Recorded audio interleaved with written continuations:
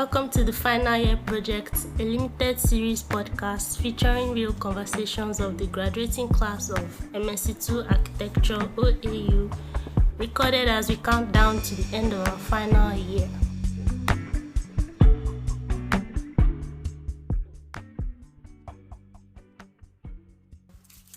Hi, Tosin. Hello, Bolo. First of all, let me start by saying that hello ladies and gents. Also, It's Oluwatosin Ibrahim. I call myself Oluwatosin the architect. Yes, that's how I introduce myself now, since I got my BSc. but you've not written professional exam. I mean, soon enough. So you have to start practicing now. What's today's date, Seth? I'm supposed to start by saying today. Okay. Today is December 5th, and as you just heard, I'm in the studio, in quotes, with Tosin. Yes. Brimo. I mean, I'm not allowed to call you Brimo. Don't do that. Don't do that, please. Okay, Tosin, you're one of the few people in our class that I can't recall having long conversations with. Yeah. I don't think I usually have long conversations with people generally. Like with anybody. No, obviously, during BSc, there's people that I was close to, so we have long conversations. But every other person, it was just surface level. Just, hey, how you doing? Checking on your project, trying to steal ideas and all those kind of things. Do you know you're one of the people that I thought about when I was starting this pod? Like, there are some people that I don't know at all. Why? So I'll try and... You say why? Yes. Why? You feel like you don't know me? Yes, I don't know you at all. It's not even I feel like I know that I don't know you at all. Thank you. I mean, fair enough. Fair enough. And it's mutual, Asha. And it was not on purpose, though. It was just... Yeah, okay. Well, what I noticed is that, you see, the dynamic of how our class is that you can't be friends with everybody. I don't know, I guess. You cannot be friends with everybody. 60 is actually not so small. So you just know people as colleagues, but there'll be people that you'll be close to, and then there'll be people that you're not close to them, but you don't have a problem with them. Yes. That kind of thing. So, like, personally, me now, I don't know about how other people feel, but as I am, if anybody in class should contact me for something, if it's something I can do, I'll do it because we know each other, like we're colleagues. It's not like, oh, because we are not close, I'll now be looking at you with some kind of... No, I don't do that. Do you think part of it was the whole culture of forming cliques or you don't think that happened in our class? It definitely happened. There was definitely cliques. And class politics too, Sha. Yes, politics basically. And the course itself, architecture is not something that is easy, right? So when we go to part 2, we started to understand what we really got into. And then there was a lot of, let's call it politics, that already divided the class in a certain way. And it was more of, I only move with my people kind of thing. And then it got worse because when we got to part 3, where you didn't have to come to school every day, right? Was that it? Yeah, I feel like the division started when we felt like we had to compete, especially for a studio. I don't know, it's not something that I can prove, but I just felt it in the energy. Okay, I'll say I agree with you, right? But the only thing that I would say differently is, this is my own personal perspective, is that before I came to OAU architecture school, I already had a perspective of certain things. Now, I knew the competition was going to be there, but I always expected it to be a sort of healthy competition. You expected competition? Yes. Okay, so let me give you a little bit background. What happened was that initially, when I first picked architecture, I was fortunate to meet people that they were not exactly architects, but they knew how OAU architecture school was. So they told me that, see, this thing you are doing is not something that is easy, but we're not going to discourage you because it's not the hardest thing in the world. And that there will come a time where you question what you are doing, right? And there will be a time where when you're overwhelmed, you will not be able to like predict how you react, that kind of thing. So when we now go to that point where there was pressure and then there was politics too, the politics was really bringing out an unhealthy side of the competition, because everywhere you go, you're expected to have like healthy competition, but the politics was really bringing out a very unhealthy side of it. And for me, I was just neutral because they've told me before.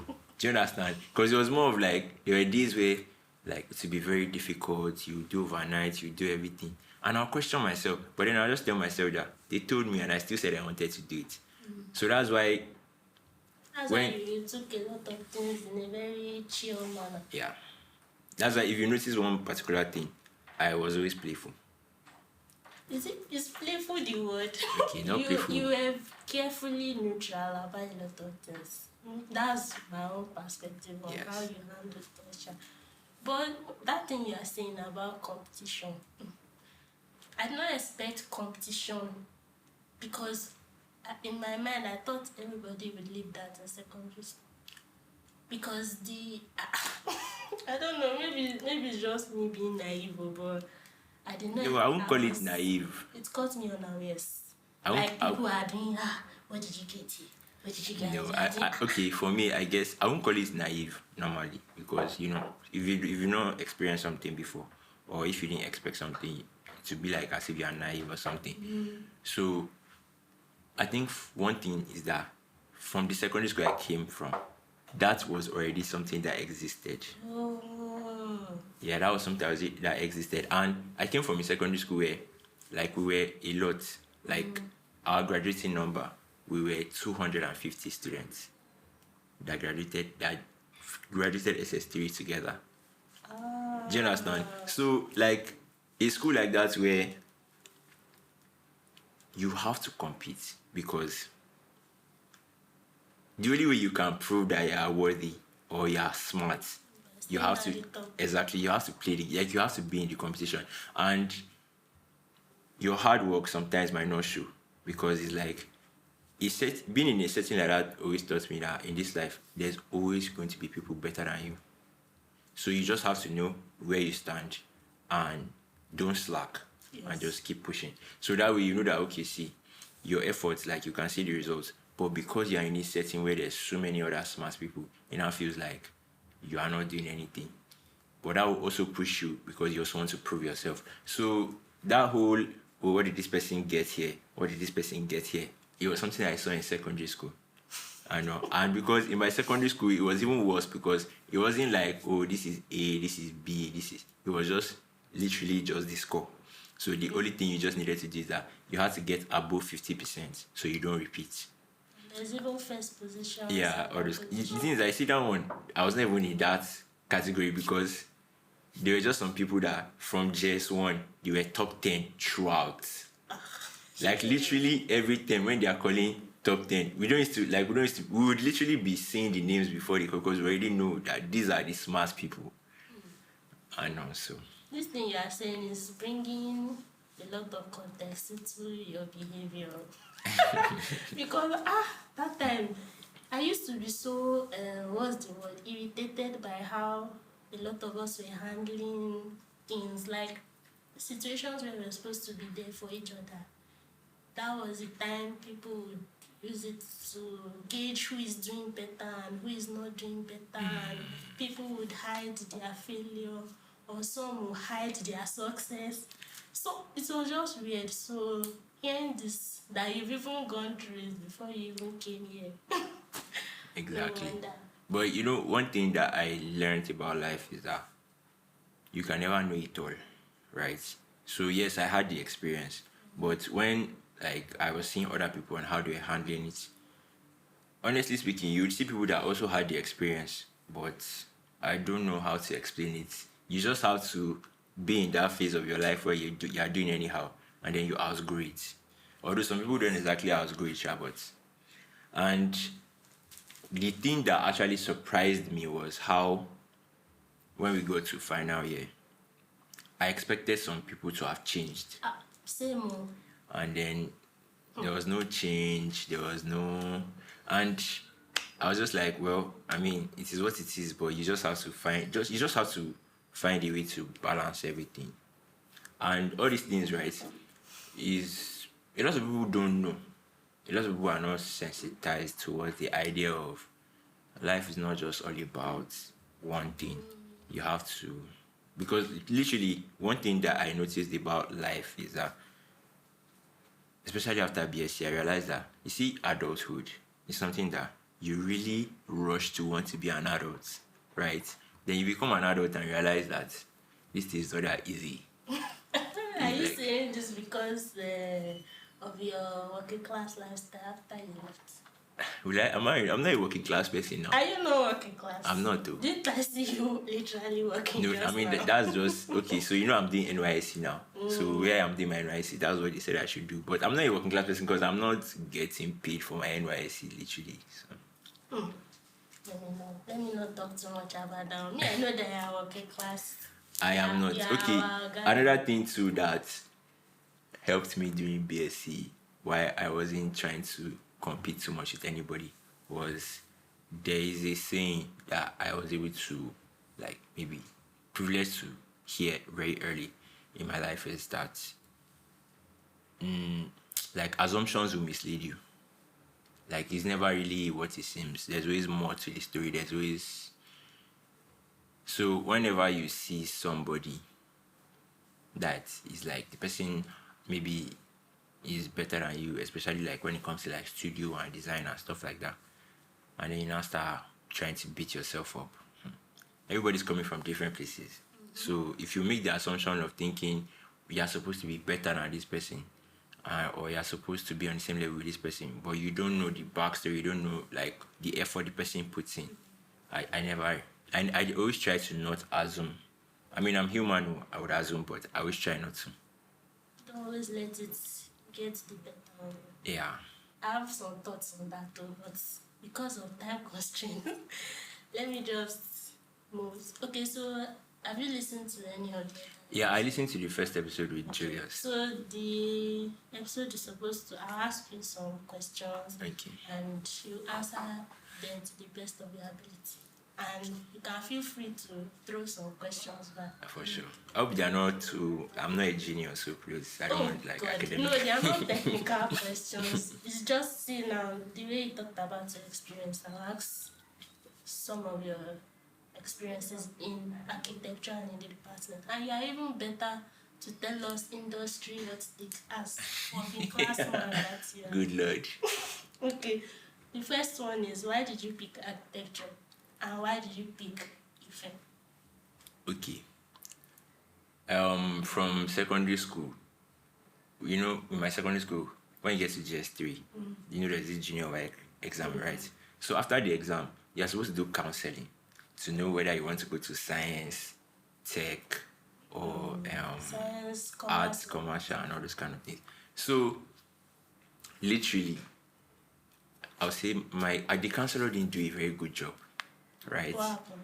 Like, they didn't give us, like, explain. They were doing the stereotypical thing that Nigerians do, where they'll say, if you study law, it's a good course. If you study engineering, it's a good course. If you study medicine, it's a good course. If you do architecture, it's a good course. But they never mentioned like all those other courses, right? Mm-hmm. And my uncle is an accountant. My dad studied accounting. My sister is an accountant right now. So, I was just like, I don't think I want to do the same thing they are doing. That was one. And then I was like, okay, let me go to science class and see how it is, because there was a window where when you start SS1 for like maybe the first few weeks, if you see that, okay, this thing is beyond you, you can just leave it. Mm-hmm. And I knew that I did not like to write like essays and stuff, so I didn't want to go to arts. So I said, okay, let me just try science. Now, when we were there for that probation period, we were doing TD, technical drawing. So I liked technical drawing in secondary school. And from there I was like, okay, because we're not only doing like all those like technical stuff, we're also doing a little bit of like architecture, like elevation drawings and stuff like that. So I always liked it. And growing up, I used to watch documentaries on TV, right? So there were some kind of documentaries that had to do with like old buildings and stuff like that. So I was like, okay. Yeah, Natural Discovery and Discovery Channel and all those things. So from there, I just knew, okay, architecture is something I liked. Then moving along to in technical drawing, we started doing like some more complex things.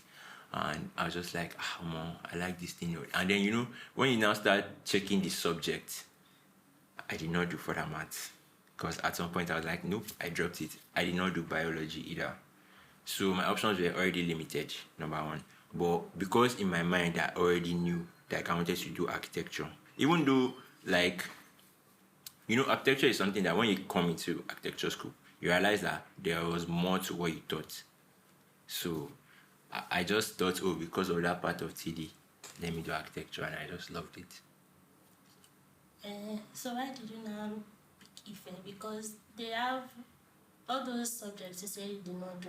It was required, no? No, it wasn't. Biology was not required. Biology was not required. Further maths. Further maths was not required. I did all those things. No, the thing is that there were combinations. I think the most important thing that I noticed that was there was technical drawing. Fine arts. Yeah, technical drawing, maths, economics, and I think it was geography or something. I can't even remember. Physics. I can't remember. Yeah, the combination. I knew the combination was I did not like chemistry, so I knew that okay. I think it was physics, economics, technical drawing. I can't remember the fourth, or maybe geography or something. So why did you not pick IFE? Okay, so my uncle finished from IFE and my elder sister finished from IFE. And okay, here's the thing. Growing up, my siblings went to boarding house. But me, I was a day student. So me and my mom were like really close. So when it was time to pick uni now, from the jump, I said I wanted to go to OAU. You know what my mom said? My mom said OAU is far. I said Azal because we live in Ibadan. How do you mean by OAU is far? My sister went there, so how is it far? She just didn't want me to go this thing. Then she insisted and said no, that I should try UI. And that time UI had not started architecture, but they were about to start. So they're like, okay, I should do civil engineering and then I'll cross to architecture. But lo and behold now, UI decided to whine me after I wrote the apostille me, and I was just like a few like maybe points to the cutoff, and they were offering me French. So I was like, nah. French as how though? See, the thing is that once they have their list, everybody else they just be offering you funny things. So that happened, and then my sister was not like that. I should not settle for less. If I know that this is what I want to do, I should just wait and try the next day. And then next day I tried OAU, and I came to OAU. That's cool. But honestly speaking, I love the fact that I came to OAU. I don't think, like when I look at my experience as an OAU student and I look at other schools, I'm really grateful I came to OAU. What do you mean? Which school are you shading like that?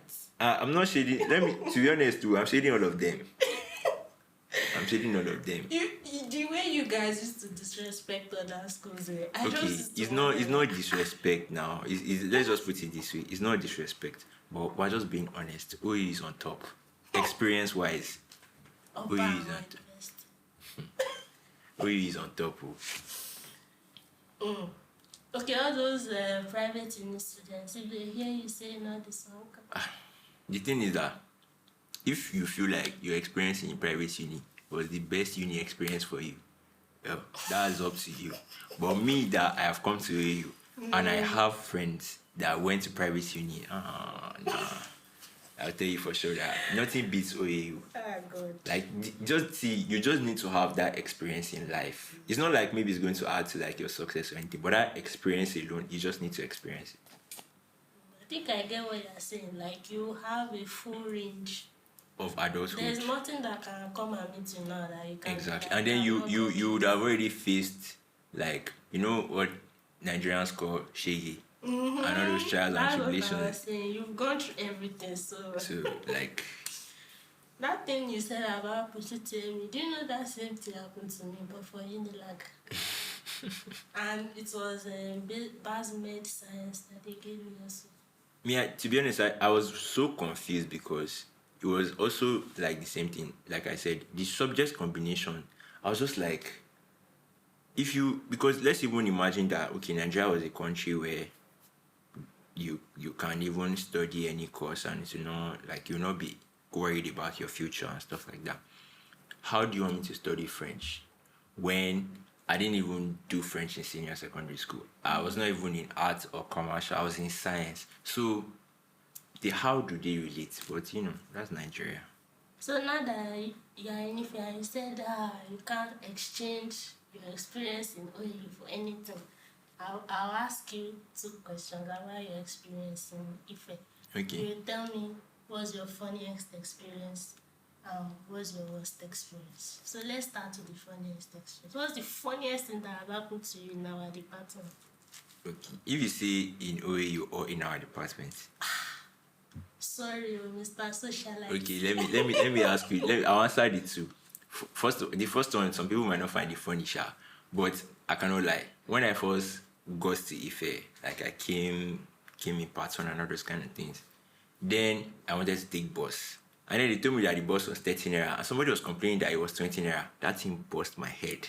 Because I was just like, where in this country is this happening? It was very, very funny. Like, I'd never seen anything like that.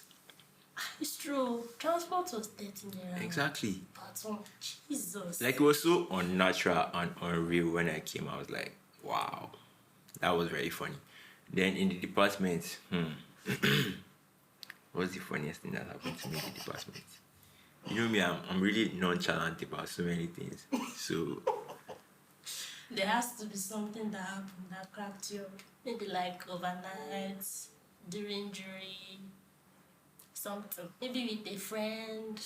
Things that there's so many. I'm trying to pick which one, people will say, oh, this is funny. Which one do you think is funny? Don't worry about that. Okay, let me be honest. Everything is funny, but let me skip to like part 4 because when I got to part 4, I thought that I had seen it all, right? Okay. So I was first for research. I was first assigned a setting supervisor. I will not say his name, right? And I was like, okay, now it can't be that bad. Let me experience it. I brought 3 topics. And those topics, I'm telling you, when you like actually sit down to do research, check online, use AI, and I went with him. The first thing he did was he read the topics and he laughed. Like the fact that he laughed, I was also now laughing with him because I thought, like maybe it's something interesting. And then he just switched and told me what's funny. I said, I don't know. And then he just completely bashed the topics and everything. I said, okay, fine. I need help. Then I went to another lecturer, which was the one in charge of distributing us to the different supervisors. And I told him, hey, this is the problem. He said he doesn't think it's the problem, that I am the problem. I said, okay, fine. You defend this colleague now. You know what was now funny? He now gave me topics. Like he came up with topics for me and said, go and give him so we can test it. I went to give him. And he did the same thing. I said the topics were rubbish. You see, what now made it very funny to me was how this person that was claiming I am the problem, I went back to him and said, see, the topics you gave me, he didn't accept it. And for like 5 seconds, he just sat and he just thought. And he was like, you know what? Don't go and meet him again. Come and meet me. And it was very funny because I was like, for you to say I should not go and meet him again, why are you still assigning students to this person? Like, and funny how after I had already been assigned to the other lecturer, weeks after, this guy saw me and the guy was asking me, I've not gotten back to him. And I just told him, don't worry, I'll get back to you. Wait, so you mean till we left, he was still expecting you as a supervisor? Yes, he expected me. Oh, God. That was one of the funniest things because I never knew that I could put so much effort and do something and then somebody just laugh and then next thing ask me what's funny. It was very, like that experience was just, I don't even know. So, what's now your worst experience? Worst experience? I think it had to be in part 2. What happened in part? You know, the whole idea of putting so much effort and somebody say you did rubbish. Ooh. That was, you know, it was very foreign to us then. So I remember. Because that's the first time we were doing studio. Exactly. I remember in part 2, we had 3 people on our studio team, basically 3 lecturers. And I was under one specific lecturer that he doesn't say much, but he would just use Biro to design your work for you if he doesn't like your design. I know who you're talking about. And because it was foreign to me, did overnight. We all did overnight together. I almost died. Like everybody would say, they almost died. You know, we sure did overnight too. Which project was it? I think that was which project was it? We did crèche. We did hospital. We did The hospital project. okay. So when we did the project, prior to jury, he had already said, okay, he wants to see what we're doing. I was already showing him. He said, okay, no problem. On jury day, you know, imagine like you spend like, that project was like maybe 4 weeks or 3 weeks. You spent 4 weeks doing everything, doing overnight, and this guy spent less than 30 seconds on my work. And he just took his pen and he said, this doesn't make sense. And he just did like this and he wrote his score and left. And I was just like, because I anticipated so much, I had so much to see that, okay, oh, this is my, like I was excited for that project. And the guys came, he didn't even listen to what I said and he spent 10 seconds and left. Like I felt bad because I was just like, but like, it was just annoying actually. And that was then that I started to understand what architecture school was doing. It helped me to Humble yourself. humble myself, one, and then 2, if you have attachment issues, architecture school will teach you Yes, to now like separate yourself. you separate yourself from things. So that was my worst experience. Well, I remember that jury too. He just came, poor rendering, and then he left. Honestly, I remember. When you sit down and think of the trauma that you went through in that place, Honestly, it's crazy, bro. we went through a lot too. Honestly, Which is why it is funny that we did not bond more than we did.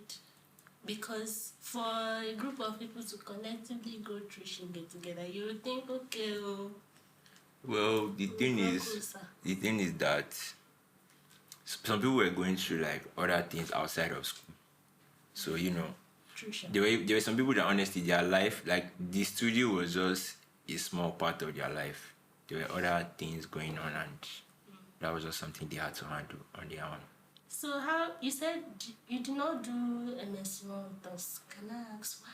Why did you run away? Why did you leave us? No, I didn't run away. So this is not running away. You don't come back, oh. No, the thing is, I had a plan, and okay. I'm still sticking with the plan. Okay. So, if you don't mind, what's that timeline like? What's the plan? okay, obviously, because of my experience, I won't call it running away. I'll just say that I want to have a little bit of a different experience. So I knew that after BSc, I didn't want to do MSc in Ife. So I just decided to do my NYSC first. And now I'm done with my NYSC, so my master's is the next step. And it's not really near Ife, sha. Like, I don't want to do it. I do not want to do it in Ife. no problem. So, what's this next 5 years like? You know how long the timeline for architecture is like to professional exams. So, what are your plans like after your MSc that is complete? So, okay, so next? the plan is to, follow the process. MSc, then you do your, I think, tutelage under a professional architect, then you write the professional exam. So the plan is to go with everything. But the fact that I didn't even do MSc and I did NYSC, it opened my eyes to like a different side of the profession that I didn't realize, which is you don't have to wait until you have the title before you can lay your hands on big things, that kind of thing. So this NYSC now, like this year, I had the opportunity to work on. It's not exactly large scale project, but a little bit of like a supervisory position. And at first, when they said, "Oh, you do this thing," I was skeptical because in my mind I was like, "What experience do I have?" Or I mean, I just have BSc. I'm just like we're on the ladder to becoming an architect, and then I realized that because it is so long, you actually have to just do everything within that period and just be practicing it. Because if you say you want to wait till then, first of all, we're in a profession that there's two sides of a coin. Sometimes it doesn't pay, and sometimes it pays. So if you say you want to wait till you have your title before you start doing big things, okay, you would not have any money, frankly. So I learned that, and so now following the plan of getting to that title, I'll still be taking. I'll just be working like I am already a professional architect, basically.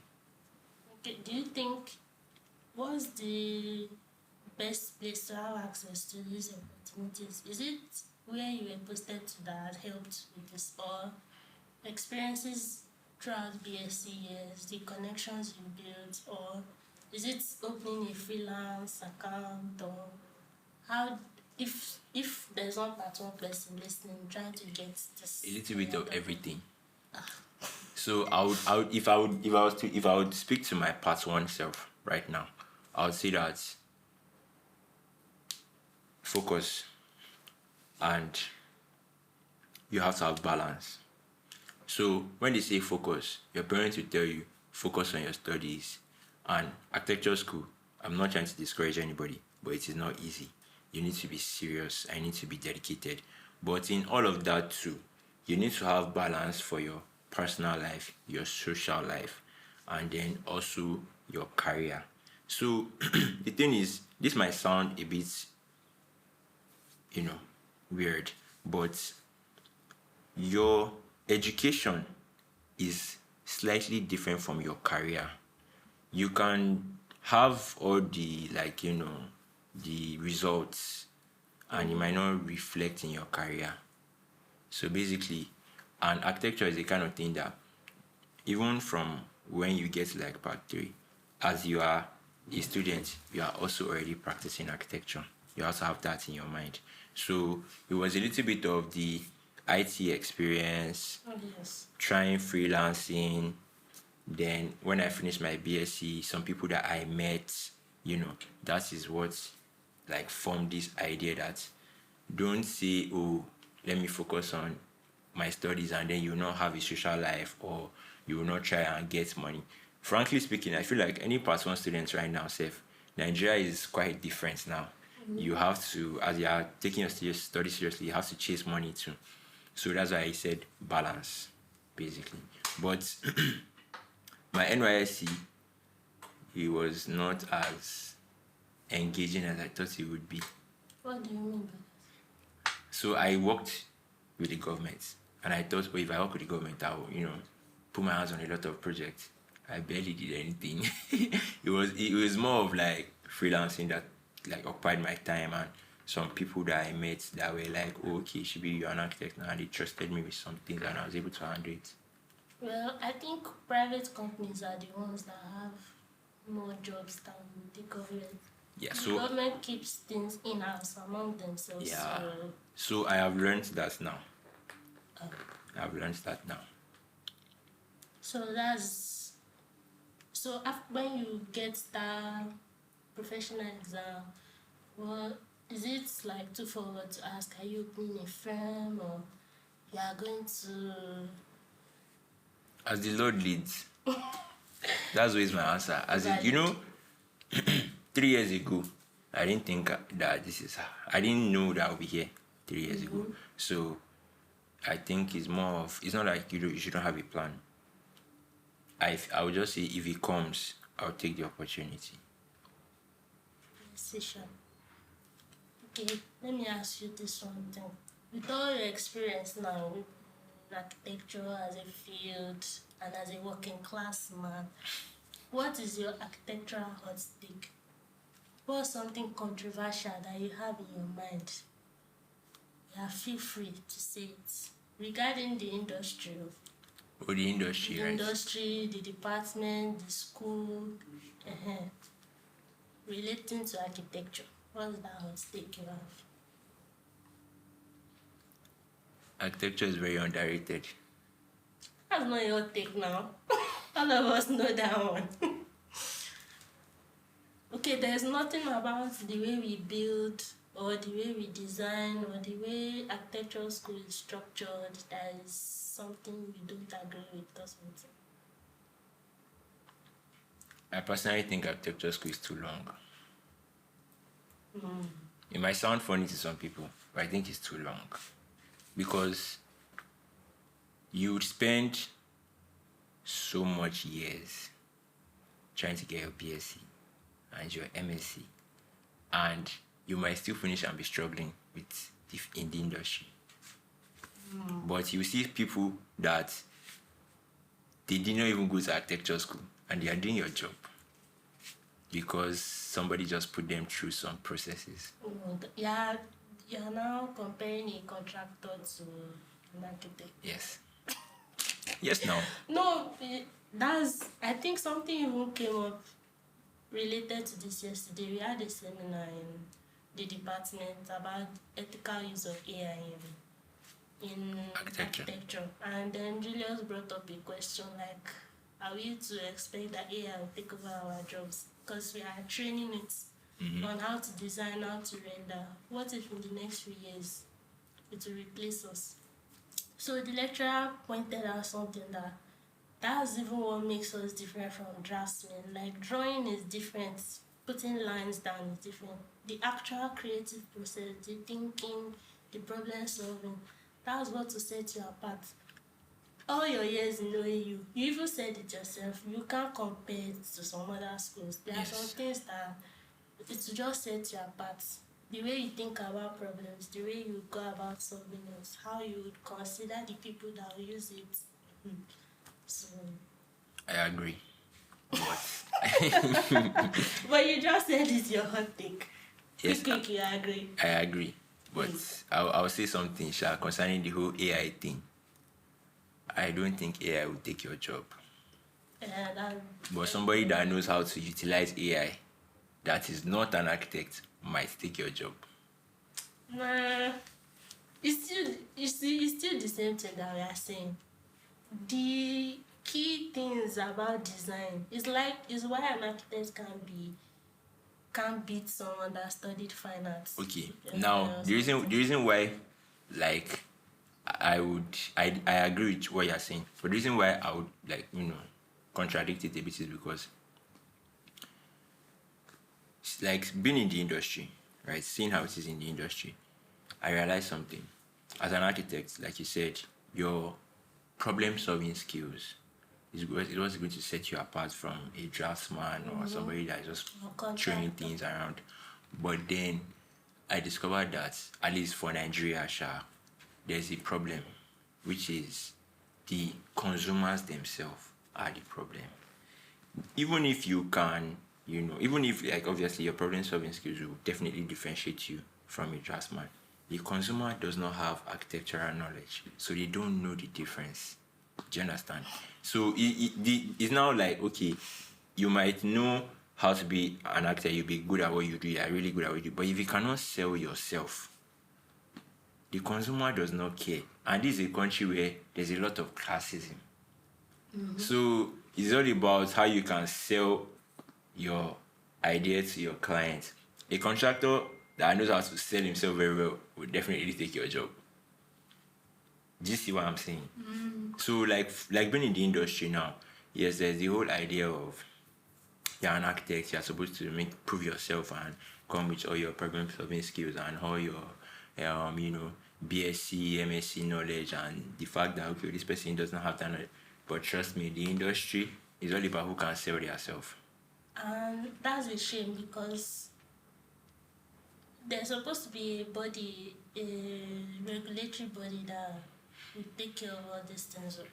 You are not supposed to build something if it's not done by an architect. Well, corruption is deep rooted.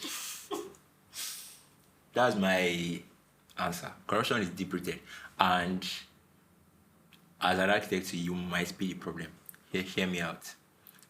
You have to feed your family, and every day people will bring drawings to you that you can clearly see this does not make sense, but you have to eat now. So you collect money and seal the drawings for them. So personally, being in the industry, I've come across some drawings that I know my lecturers would definitely not accept this. Plenty. And they would pass the drawing on to an architect who has supposedly gone through the years and time it takes to get that title. And they will just sell it just like that. Like they will seal the drawing and just get the money. And sometimes I'll question myself that if I'm there, once I have my title and I have my seal, would I do the same thing? Or would I wake up and be saying, nah, this does not make any sense? So, I mean, at first, when I first experienced it, I was really upset. I'm not going to lie. Because this NYSC, like, I was seeing how a bunch of rubbish was just being approved. And I was just like, why are we doing this? But then I'm like, I don't know. When I'm there, I don't know how I will do it. But I hope I will not approve rubbish. This is what ACON and NIA they are supposed to be doing. If instead they are fighting wherever they are, it's just, I think the government is just the one that will handle this part, because nobody will value you if they can get something cheaper now. Exactly. So that's why that's why when I was saying that, it's all about who can sell themselves. Like, if you meet some people, you will not even know that they are not architects. You'll come to the site and you'll be hearing people call them architect. The next thing, the guy will be telling you, oh, I studied this in school. And I'm like, okay, but they call you architect. That kind of thing. Okay, I guess that's somehow hot, because some of the hot takes have been here. They are not even hot anything. Okay. Now, this is my amable side coming out. Do you have any grievance, complaints, or compliments about somebody from our seat that you've not had the chance to tell that person before now? I love everybody. Oh my God. And I'm going to remind everybody that Jesus loves you. Okay. Oh, Tosin, why are you doing this? No, I'm so serious. You don't have anybody that... No, I'm a Christian. I don't hold grudges against people. Okay, do you have any particular person that you want to compliment or give compliments? Yes. I mentioned compliments. Yes, let me compliment. Wait now, relax. First of all, I don't know. I hope he listens, Sha. I'm going to say a very big thank you to our DE students. Oh yes. Boboyi, Kenny, Fumi, Gideon, all of them. If I don't mention your name, I'm sorry, but everybody, they came with skills and they impacted us. For me personally, Shami, I gained a lot, so I want to say thank you to them. And then I would now say that I love everybody. Oh my God. Yes, okay, now I have to share love to everybody. You did not talk to? Oh yes, there's a lot of people I did not talk to. You want to just say something nice about something. Okay. Someone that used to be like, this person did. Okay, yes. I always wanted to ask Fumi that, like, where did she get that speed from? She's always very fast. It's like especially hand drafting and everything. At one time, I used to question that maybe I was not disciplined enough. And so I like, where did you get that speed from? I wish I was like that. I know what you want to hear, but I'm not going to say it. What do I want to hear? You said, do I have any grievances with anybody? No, that's what I want to hear. But you said you love everybody. Yes. You are preaching the love of Christ to them. So I said, okay, no problem. Me, I don't used to pressure people. Yeah, that's it. So meaning there's a grievance, but you don't want to tell me. Or you don't want to say it. No, I don't believe in grievances. Okay, no problem. I will be vindicated one day.